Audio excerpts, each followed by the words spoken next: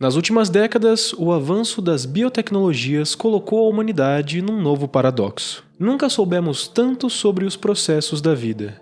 E nunca estivemos tão dispostos a intervir neles. O conceito de desextinção surge nesse contexto, um conjunto de práticas que tenta restaurar espécies extintas por meio da engenharia genética, clonagem interespecífica e edição de genomas. Empresas como a Colossal Biosciences, de capital privado, vêm trazendo essas campanhas de desextinção com uma abordagem mais ecológica e voltada à conservação de espécies, trazendo de volta à vida animais como o mamute lanoso, o tilacino e, mais recentemente, o lobo terrível, um dos grandes predadores do Pleistoceno. Mas a desextinção não é simplesmente uma questão técnica, mas principalmente uma questão ética e epistemológica. O que significa trazer algo de volta à vida? E mais, de que vida estamos falando? O discurso de que essas iniciativas visam corrigir problemas do passado ou restaurar ecossistemas perdidos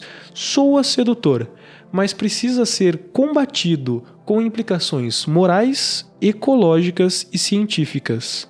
Até porque, será que deveríamos mesmo recriar e reintroduzir animais em um mundo que já não pertence a eles? Eu sou Felipe Zanetti, estudante de Biologia e o seu apresentador. Seja muito bem-vindo ao Projeto C14, onde nós abordamos paleontologia, biologia e a história natural da vida na Terra de uma maneira geral. Se você gosta desses temas, já se inscreve e deixa o seu like aqui, tá bom? No primeiro comentário fixado tem o link para o nosso Apoia-se e você também vai encontrar no QR Code em qualquer lugar aqui na tela. Os nossos apoiadores têm benefícios exclusivos, incluindo o material escrito mais detalhado sobre essa aula. Então, sem mais delongas, vamos falar sobre a desextinção da megafauna através da biotecnologia.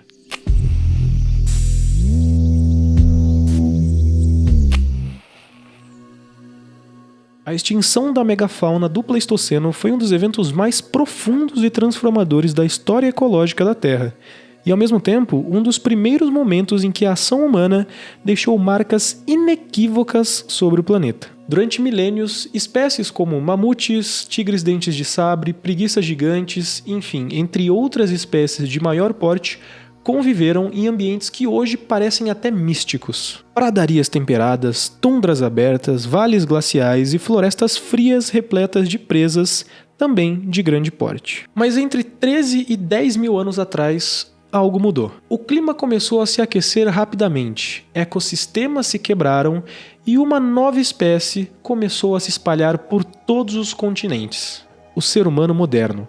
Homo sapiens. E essa extinção não foi algo súbito, mas gradativo, onde a ação humana e a mudança climática se sobrepuseram às demais espécies. Estudos paleoecológicos demonstram que locais onde o clima não mudou abruptamente também teve uma grande perda da sua biodiversidade assim que os humanos chegaram. E claro, nesse sentido nós estamos nos referindo a grandes espécies. Essa sincronia sugere para nós que a caça e a competição por recursos foi um fator determinante na extinção da megafauna no Pleistoceno. E o lobo terrível ilustra de maneira emblemática essa transição, até porque por muito tempo acreditou-se que ele era simplesmente uma versão pré-histórica do lobo cinzento moderno, uma espécie maior, mais robusta e adaptada à caça de grandes presas. Mas análises genéticas realizadas por Perry e outros colaboradores lá em 2021 nos revelaram algo um pouco mais complexo. Os lobos terríveis não eram lobos. Bom, pelo menos não filogeneticamente. O lobo terrível pertence a uma linhagem que se diversificou do gênero Canis há cerca de 5 milhões de anos e se manteve isolada até o fim do Pleistoceno. E essa diversificação pode ter explicado o porquê ele não sobreviveu a essa transição que deu origem ao Holoceno. Até porque, estando há tanto tempo distante, provavelmente, ao se encontrar com outras espécies do gênero Canis, esse animal não conseguiu gerar descendentes férteis, ou seja, híbridos que poderiam continuar passando genes. E esse foi o fim para a linhagem Canis dirus. Nós presenciamos o fim de um predador que prosperou em um mundo de megafauna, mas que não encontrou lugar no novo equilíbrio climático e biológico que foi moldado por nós mesmos, a espécie humana. Por trás dessa perda há algo maior do que o desaparecimento de uma espécie. A extinção do lobo terrível pode determinar a primeira ruptura entre a humanidade e a linha natural que rege o ritmo da vida. A partir desse momento, a humanidade deixa de ser uma espécie entre as outras e se torna um agente geológico, uma força capaz de remodelar ecossistemas inteiros e redefinir as regras da seleção natural. A megafauna do Pleistoceno foi a primeira vítima de um processo que hoje chamamos de antropoceno. E o que as biotecnologias atuais propõem ao tentar restaurar um erro do passado acaba virando um paradoxo. O desejo de reviver as consequências de uma ferida que nós mesmos abrimos. O processo de desextinção é apresentado ao público como um triunfo da ciência moderna. A prova de que dominamos o processo de evolução e de herança genética ao ponto de podermos reverter a morte biológica. Mas o que essas iniciativas propõem, na verdade, não é uma recuperação da vida, mas a criação de uma nova forma. Criada a partir da síntese entre informação, engenharia e especulação. As pesquisas conduzidas pela Colossal Biosciences seguem esse paradigma. A empresa anuncia o retorno do lobo terrível, mas o que se pretende reconstruir não é a espécie extinta, e sim um organismo contemporâneo com características inspiradas nela. Fragmentos de DNA obtidos de fósseis são sequenciados e comparados com as sequências de DNA de lobos cinzentos, no caso o Canis lupus, e também do cão doméstico, Canis lupus familiaris, onde existem comparações morfológicas e fisiológicas para tentar entender como de fato esses animais eram. Esses fragmentos são então editados e inseridos por meio da CRISPR-Cas9, que é uma ferramenta de edição gênica, em células de lobos modernos, que passam a expressar combinações genéticas inéditas. A partir daí, técnicas de clonagem interespecíficas são aplicadas para poder gerar embriões viáveis implantados em fêmeas hospedeiras. Em termos práticos, o resultado não é um animal ressuscitado, mas sim um híbrido, um animal moderno modificado para parecer e agir como nós acreditamos que fossem os animais extintos. E essa distinção é fundamental. O lobo que surgiu desses experimentos não é o lobo terrível. É uma reconstrução conceitual, ou seja, uma idealização do que ele poderia ter sido, baseada muito no nosso conhecimento científico, mas também nos nossos desejos simbólicos. Nesse caso, a desextinção se assemelha muito mais a um design genético do que realmente a paleontologia e a ecologia. O objetivo deixa de ser a restituição de um equilíbrio perdido e passa a ser a demonstração de poder sobre a matéria viva, o domínio da vida como um sistema programável. Em publicações institucionais, a Colossal Bioscience argumenta que a desextinção desses animais poderia restaurar serviços ecológicos perdidos, como a predação de grandes mamíferos e o controle de herbívoros. Mas é impossível restaurar um serviço, restaurar uma população, sem restaurar o sistema que ela pertencia. Os ecossistemas pleistocênicos não existem mais. E inserir um organismo que pertencia a eles em ecossistemas modernos é, no mínimo, uma experiência ecológica sem precedentes, impossível de mensurar as consequências numa escala temporal e biogeográfica. Além disso, há um problema metodológico raramente discutido fora das universidades: a incerteza sobre o genoma original. Mesmo nas melhores amostras fósseis, o DNA antigo encontra-se fragmentado, contaminado e degradado por milênios de oxidação. O que se obtém é um mosaico genético reconstruído por inferência, ou seja, um modelo estatístico, não uma sequência autêntica. Portanto, os organismos ressuscitados são simplesmente recriações científicas baseadas em especulações. E é justamente essa fronteira entre ficção e ciência que torna a desextinção tão sedutora e tão problemática ao mesmo tempo. Ela escancara a passagem entre a biologia natural e a biologia sintética, onde a vida deixa de ser um dado da natureza e passa a ser fruto da vontade humana. Não se trata mais de estudar a evolução como ela ocorreu, mas de continuar a evolução sob nova direção. Nesse contexto, o lobo terrível se converte em um símbolo do poder tecnológico contemporâneo. Não é mais um predador que domina a paisagem, mas um artefato criado para demonstrar o alcance do controle humano sobre a própria natureza. E isso levanta uma questão inevitável. Quando a ciência se torna capaz de fabricar a vida, quem decide o que deve ou não existir?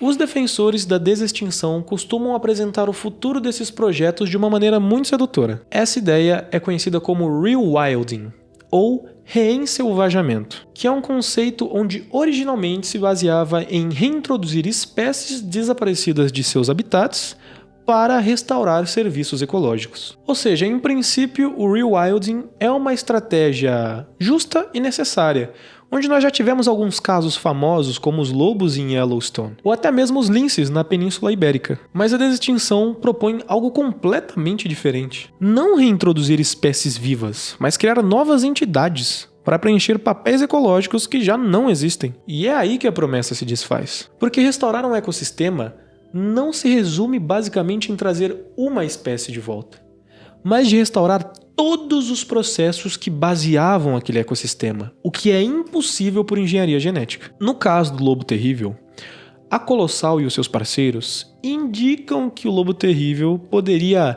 reocupar nichos ecológicos vazios, o que ajudaria, principalmente nas Américas, em regiões temperadas das Américas, no controle de ungulados, o que traria um certo equilíbrio na dinâmica predatória. Mas essa hipótese ignora uma verdade básica na ecologia. Não há nichos vazios em ecossistemas complexos. Cada espaço foi ocupado por novas espécies através de processos evolutivos ao longo de milhares de anos. Reintroduzir um predador sintético seria, portanto, um desequilíbrio inédito. Um agente sem história evolutiva, sem coadaptação e sem papel definido. E além do risco biológico, há o dilema ético com tudo isso. Se a desextinção é retratada como reparação, quem decide o que reparar? Aliás, e em nome de quem? E isso se trata de um discurso que desloca a atenção para a conservação real. O cuidado com espécies ainda vivas e em ecossistemas ameaçados. Isso tudo se encaminha para uma crença onde a tecnologia pode substituir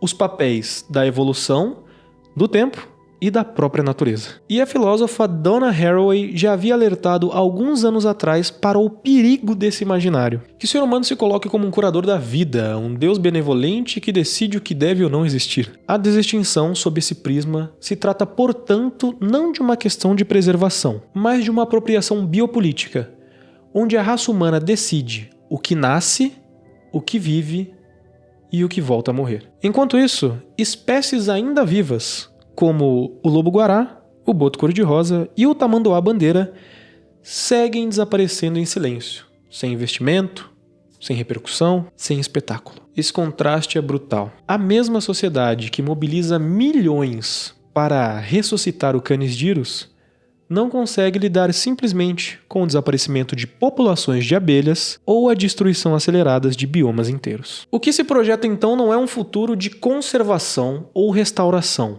mas de substituição. Um mundo onde a biodiversidade natural é gradualmente substituída por versões artificiais adaptadas à coexistência com os habitats que nós modificamos. Cidades, fazendas, laboratórios, um planeta não conservado pela natureza, mas pela engenharia. E esse é o verdadeiro horizonte da desextinção. Um futuro de ecossistemas simulados, em que a conservação se torna uma questão de design e a ética um problema de custo-benefício. A vida, nesse caso, deixa de ser algo a ser compreendido, mas algo a ser fabricado, gerenciado e eventualmente substituído. A questão, portanto, não é se conseguimos trazer o lobo terrível de volta, mas que tipo de relação firmamos com o mundo quando realizamos esse tipo de coisa. Ou melhor, quando legitimizamos esse tipo de coisa. Talvez o grande risco não seja o retorno de uma espécie extinta, mas o desaparecimento de uma ideia fundamental, a de que a vida ainda tem valor, mesmo fora do nosso controle. Sendo assim, a desextinção representa o fruto de um desejo antigo da humanidade: reverter a morte. Mas a pergunta que se impõe não é o que queremos, mas por que queremos. O lobo terrível que caminha sobre a Terra hoje não é o mesmo que caminhou há 10 mil anos atrás. Na verdade, ele é um simulacro funcional, que não está nada adaptado a um mundo que não o produziu e que muito provavelmente não quer. O futuro da biodiversidade não depende da recriação do passado, mas da conservação do que ainda existe.